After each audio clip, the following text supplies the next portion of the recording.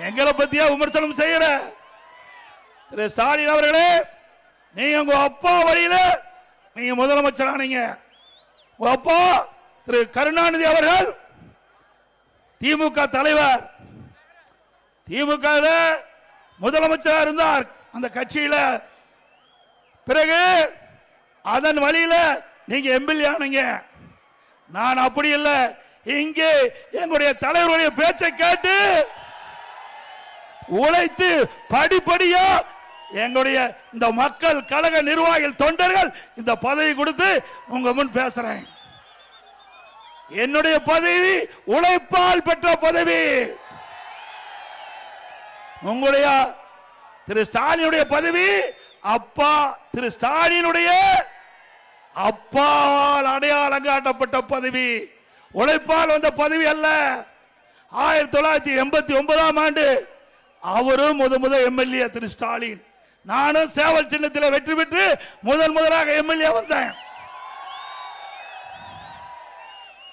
அதுக்கு பிறகு எந்த ஒரு அரசியல் பின்புலமும் இல்லாம மாண்பு அம்மாவுடைய அருள் ஆசி பெற்று பல முறை சட்டமன்ற உறுப்பினர், நாடாளுமன்ற உறுப்பினர், பிறகு அம்மா அமைச்சரவையிலே அமைச்சர், பிறகு உங்களால் முதலமைச்சர் என்ற பொறுப்பு கிடைச்சது. ஸ்டாலினுக்கு அப்படியே கிடைச்சது. திரு கருணாநிதி அவர்கள் திமுக தலைவர், உடல்நலம் பாதிக்கப்பட்டு வீட்டிலே இருந்தார். வெளியிலே வர முடியாத சூழ்நிலை கூட திரு ஸ்டாலினை நம்பி திமுக கட்சி பதவி கொடுக்கல. திமுக கட்சியுடைய தலைவர் பதவியை ஸ்டாலினுக்கு கொடுக்கல.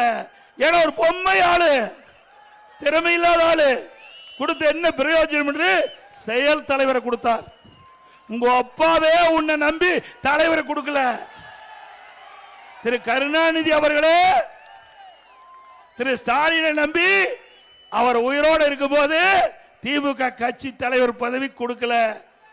அப்படிப்பட்ட நபர் தான் இன்றைய முதலமைச்சர் ஸ்டாலின் அவர்கள் என்பதை மறந்துவிட்டு பேசிக் கொண்டிருக்கின்றார்.